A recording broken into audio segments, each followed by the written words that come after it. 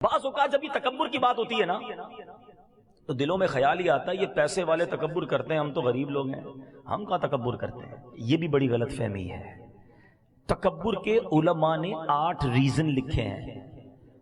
تکبر علم کی وجہ سے بھی آتا ہے، تکبر عبادت کی وجہ سے بھی آتا ہے، مال کی باری تو تیسرے نمبر پہ آتی ہے، تکبر اقتدار کی وجہ سے بھی آتا ہے، تکبر خوبصورتی کی وجہ سے بھی آتا ہے، تکبر طاقت کی وجہ سے بھی آتا ہے۔ اب علم سے کیسے تکبر آتا ہے؟ کسی بندے نے دنیاوی علم حاصل کر لیا یا دینی، علماء بھی بن گئے۔ جی میرے مذہبی بھائی بیٹھے ادب کے ساتھ، کیونکہ علماء نے کتابوں میں لکھا کہ اگر آپ دینی علم بھی سیکھ گئے اور اس کے بعد دوسروں کو حقیر سمجھنے لگے کہ ان کو تو آتا ہی کچھ نہیں، مجھے جتنا کچھ آتا ہے، تو یہ بھی تو تکبر ہے نا۔ علم اس لیے نہ سیکھو کہ لوگوں کو حقیر جاننے لگ جاؤ، اس لیے سیکھو کہ لوگوں کو بلا کر علم دین سکھائیں گے۔ علم بھی تکبر لاتا ہے۔ عبادت تکبر کیسے لاتی ہے؟ کوئی بندہ 5 ٹائم کا نمازی بن جائے، قرآن پڑھنے لگ جائے، پھر کہ دیکھو لوگ تو کچھ بھی نہیں کرتے، یہ تو جمعے کی نماز نہیں پڑھتا، میں تہجد بھی پڑھتا ہوں۔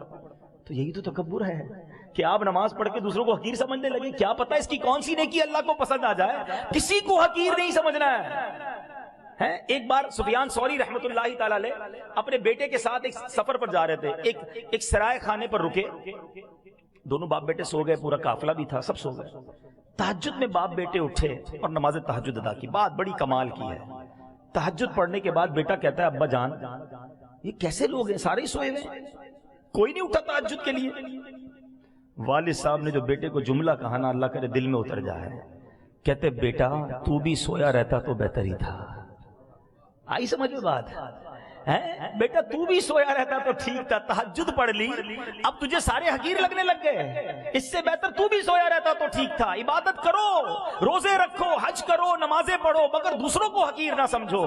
مجھے کیا معلوم میری ساری عبادتیں کہیں منہ پہ نہ مار دی جائیں۔ ڈرتے رہو اللہ جو کیا قبول کر لے۔ مالک ناقص ہوں، کمزور ہوں، جیسی ٹوٹی پھوٹی ہے تیری شان کے لائق نہیں، یہ ٹوٹے سجدے تو نے ہی قبول کرنے ہیں۔ تھوڑے سجدے کر کے پھولے نہیں سماتے، حاجی صاحب، نمازی صاحب، سخی صاحب بن جاتے، نہ کرو ایسا۔